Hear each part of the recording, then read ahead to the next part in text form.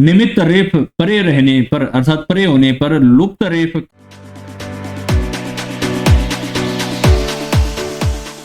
ओम नमस्ते जी। आज का हमारा विषय संधि प्रकरण में हल संधि के हली सर्वेसाम नियम से प्रारंभ होगा। इससे पूर्व हमने आपके साथ विसर्ग संधि की प्रथम कक्षा में अनेकों नियमों के साथ साथ उनके उदाहरणों के बारे में विस्तार से चर्चा की थी, जिसमें विसर्ग संधि का प्रथम और बहुत ही महत्वपूर्ण नियम विसर्जनीय सह नियम से अपने विषय को प्रारंभ किया था। आज हम किस नियम से प्रारंभ करते हैं? हली सर्वेसाम नियम से हम अपने विषय को प्रारंभ कर रहे हैं। क्या कहता है? भो भगो अघो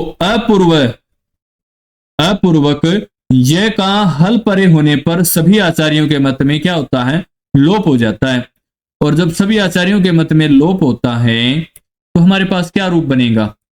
भो देवा, भो भगो नमस्ते, अघो याही, ये उदाहरण है।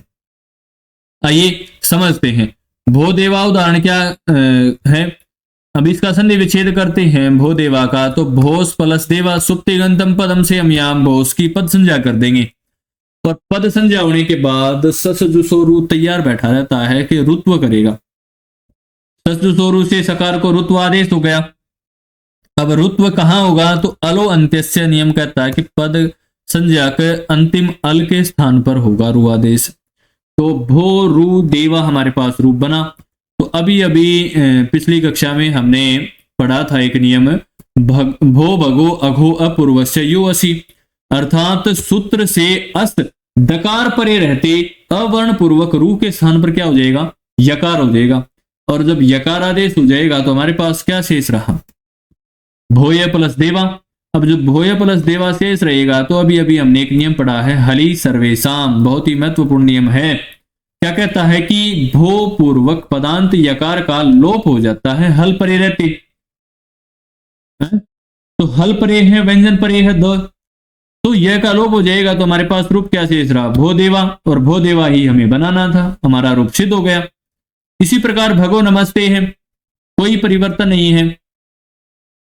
यहां पर भी यकार का लोप हो जाएगा हली सर्वेसाम से और हमारा रूप सिद्ध हो जाएगा, कोई परिवर्तन नहीं है। आप करें इसको।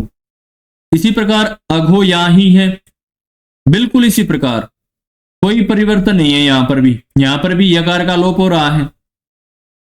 इसी प्रकार बालका हसंती है, कोई परिवर्तन नहीं है। बालका पूर्व सिद्धि के ही नियम लग रहे हैं, कोई परिवर्तन नहीं है। इसी कड़ी में जब आगे बढ़ते हैं तो अगला नियम आता है रो सुपी। क्या नियम आता है? रो सुपी। रो सुपी क्या कहता है? अहनो रेफा देशो न तु सुपी, अर्थात अहन शब्द के न को रेफ आदेश हो जाता है, परंतु सप्तमी बहुवचन के प्रत्यय सुप के परे रहते रेफ आदेश नहीं होता। अब हमारे पास उदाहरण क्या है? अहर है और अहरगण, ये दो उदाहरण है ना। तो आइए उदाहरण को देखते हैं। अहर है अर्थात दिनों दिन। जब उदाहरण को देखेंगे तो इसकी सबसे पहले हम संधि विच्छेद करेंगे। अब संधि विच्छेद करेंगे तो अहन प्लस अहन आएगा। रो सुपी से क्या हो गया? सबसे परे न होने के कारण अहन को रेफ आदेश हो जाएगा। अब रेफ आदेश कहां होगा? अलो अंत्य से कहता है कि अंतिम अल के स्थान पर अर्थात नकार के स्थान पर होगा। अब अहन अहन न दो स्थान पर है तो दोनों स्थानों पर यहां अहर अहर हो जाएगा। और जब अहर अहर हो जाएगा तो विरामो अवसानम से अवसान संज्ञा, खर अवसाने और विसर्जनीय से अंतिम रेफ को विसर्गादेश हो जाएगा। ठीक है, और हमारे पास अहर है रूप हमारा बन जाएगा। ठीक है, कोई परिवर्तन नहीं है, बिल्कुल समान है। इसी प्रकार अहर गण रूप बनता है। ठीक है, अहन प्लस गण रो सुपी से अहन को रेफ आदेश होगा। अलो अंत्य से अंतिम अल के स्थान पर होगा अहर प्लस गण, और इनको मिला देंगे तो अहर गण हमारा रूप बन जाएगा। इसी कड़ी में जब आगे बढ़ते हैं तो अगला नियम आता है रो री। कौन सा नियम आता है? रो री। अब रो री क्या कहता है? रेफस्य रेफे परे लोप, अर्थात रेफ से परे रेफ हो तो पूर्व रेफ का लोप हो जाएगा। यदि र दो बार है तो पहले वाले र का लोप हो जाएगा। इसी कड़ी में जब आगे बढ़ते हैं तो एक नियम और आता है, ढ्र लोपे पूर्वस्य दीर्घोण। अब ढ्र लोपे पूर्वस्य दीर्घोण क्या कह रहा है? ढकार के लोप का निमित्त, ढकार तथा रेफ के लोप का निमित्त रेफ परे होने पर, परे रहने पर पूर्ववर्ती अण को दीर्घ होता है। अब अण प्रत्यार में कौन कौन से वर्ण आते हैं? अ, ई, उ, ये 3 ही वर्ण आते हैं। इनको क्या हो जाएगा? दीर्घ हो जाएगा।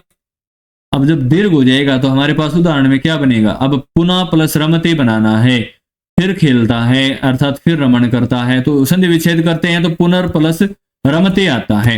अब पुनर्रमते आता है तो रोरी नियम से हमने यहां रेफ परे रहते रेफ का लोप कर दिया, पहले वाले रेफ का लोप कर दिया, पुनः प्लस रमते आ गया। अब ढ्र लोपे पूर्व से दीर्घोण अभी पढ़ा था सूत्र से, रेफ के लोप का निमित्त रेफ परे रहने पर अर्थात परे होने पर लुप्त रेफ के लुप्त रेफ से पूर्ववर्ती अण को क्या हो जाएगा? अर्थात आकार को दीर्घ आकार आदेश हो जाएगा। अब न में अ है, अण है, तो इसको क्या होगा? दीर्घ हो गया, तो पुनरारमते हमारे पास बन गया। क्या बन गया? पुनरारमते। और हमें बनाना क्या था? पुनरारमते ही। हमारा रूप सिद्ध हो गया, कोई कठिन नहीं था ना, बस तो आसानी से कर सकते हो। इसी प्रकार हरिरम्य है, हरिरम्य भी बिल्कुल इसी प्रकार है। हरि सुरम्य स के ऊ की संज्ञा करके लोप कर दिया, रू को विसर्ग अर्थात सकार को रू कर दिया, और रू को भी क्या कर दिया? रू का भी र शेष रहेगा, उकार की संज्ञा करके लोप कर दिया। ये देखिए पूर्व सिद्धि के ही नियम लगे हुए हैं, हमने कोई नया नियम नहीं लगाया है। यहां जब इतना बन जाता है, हरिर प्लस रम्य बनता है, तो रो री नियम आता है, वो क्या कहता है? पूर्व रेफ का लोप, तो हरि रम्य बन जाएगा। और फिर उसके बाद ढ्र लोपे पूर्वस्य दीर्घोण क्या कहता है कि रेफ से परे जो रेफ हुआ है, जिस रेफ का लोप हुआ है, उस रेफ से परे यदि अण प्रत्यार है, पहले है अण प्रत्यार है उससे, तो उसको दीर्घ आदेश हो जाएगा। तो हमारे पास क्या बना? हरिरम्य, और हमें हरिरम्य ही बनाना था, सिद्ध हो गया।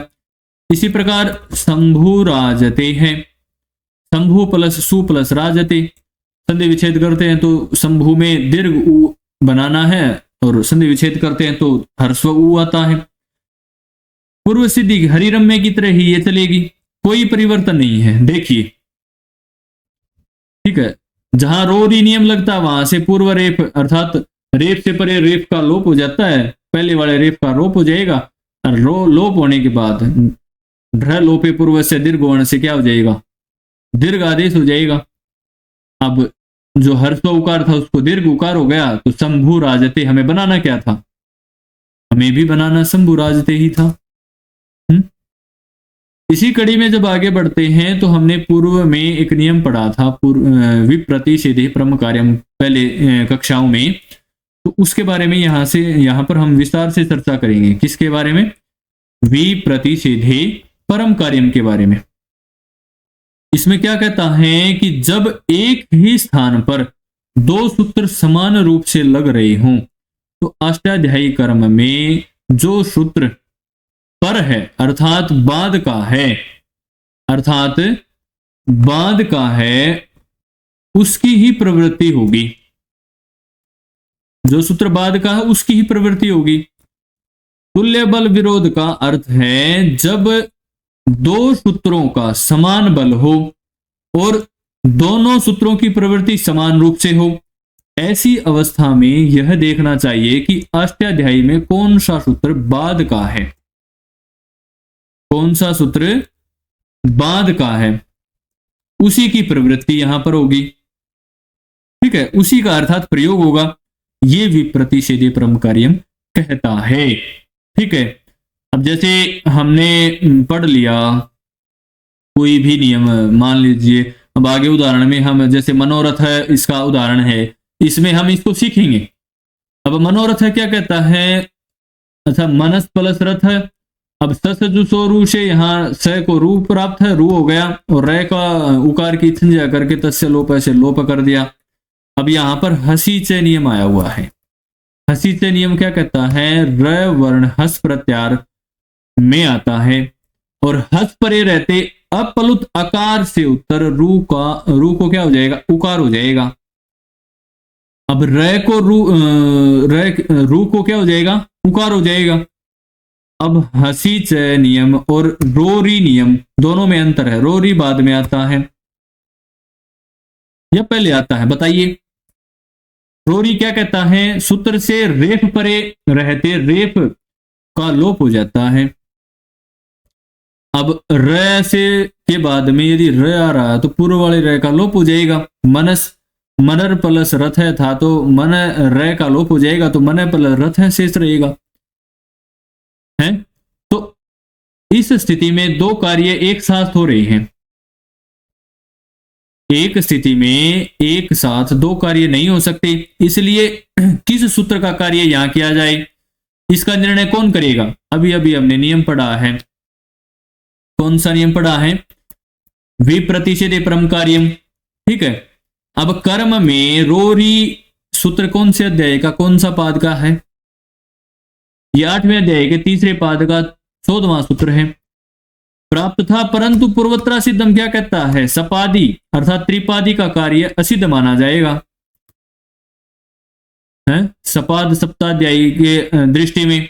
तो हसी से नियम कौन से अध्याय में आता है, 6ठे अध्याय के पहले पाद का 14वां नियम है, 114वां। तो पहले हसी से आ रहा है, बाद में रोरी आ रहा है। तो सूत्र की दृष्टि में रोरी सूत्र असिद्ध हुआ। इस प्रकार रोरी को बांधकर हसी च नियम से यहां पर क्या हो गया, उकार हो गया रह को। और जब रह को उकार हो गया तो आद गुणे से क्या हो गया, अवर्ण से अच अर्थात उकार परे रहते गुणे का आदेश हो जाएगा, और गुणे का आदेश हो जाएगा तो न और न में अह और उ मिलकर ओ बन जाएगा गुण को। तो ओ बनने के बाद मनोरथ है रूप हमारा सिद्ध हो जाता है। और जब मनोरथ है सिद्ध हो जाएगा तो हमें ये पूर्वोत्तरा सिद्धम हसी च इनके बारे में भी जानकारी हो जाएगी। वे प्रतिषेधे परम कार्य क्या करता है। इसी कड़ी में जब आगे बढ़ते हैं तो हमारा एक नियम आता है, एतद्दतो सुलोपो अकोरनय समासे हलि। क्या कहता है, ककार रहित एतद और तत् से परे प्रथमा एक वचन प्रत्यय सु का लोप हो जाता है जब हल परे हो। तो हल किसको कहते हैं, व्यंजन को। जब व्यंजन परे हो तो लोप हो जाएगा। अब जब लोप हो जाएगा तो हमारे पास क्या रूप बनेगा, जैसे एसह विष्णु हमारा रूप है, उदाहरण है। तो संधि विच्छेद करेंगे तो एसस प्लस विष्णु बनेगा।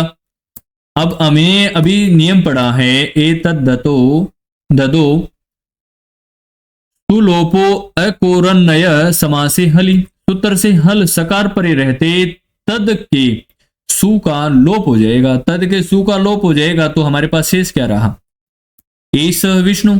अब एस विष्णु शेष रहा तो हमें बनाना क्या था, यही नियम बनाना था, एस विष्णु ही उदाहरण बनाना था, सिद्ध करना था। ठीक है, इसी कड़ी में सह शंभु है, बिल्कुल पूर्व सिद्धि के समान ही है, केवल एक ही नियम लग रहा है। सूत्र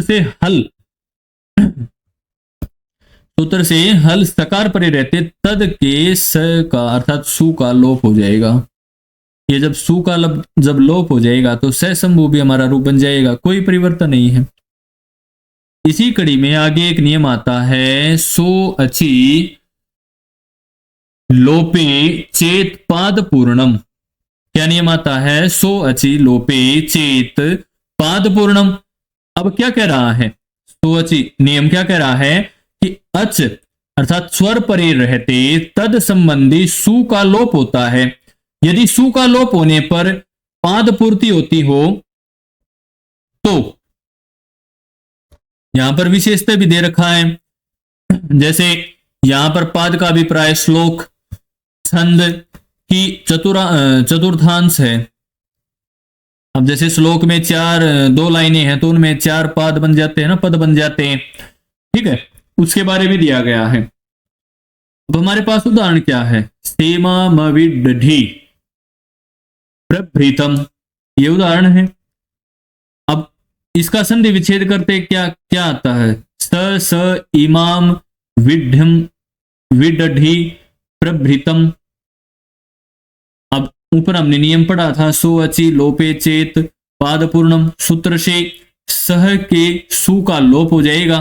अब सु का लोप हो जाएगा तो हमारे पास स इमाम विड्ढम विडढ़ी प्रभृतम रूप शेष रह जाएगा, और आद गुणे से गुण हो जाएगा। स ए और ई मिलके क्या गुण बनेगा? ए। तो सेमाम विडढ़ी प्रभृतम हमारा रूप सिद्ध हो जाएगा। कोई यदि कार्य नहीं करना पड़ा, सूत्र से सु का लोप ही किया है बस।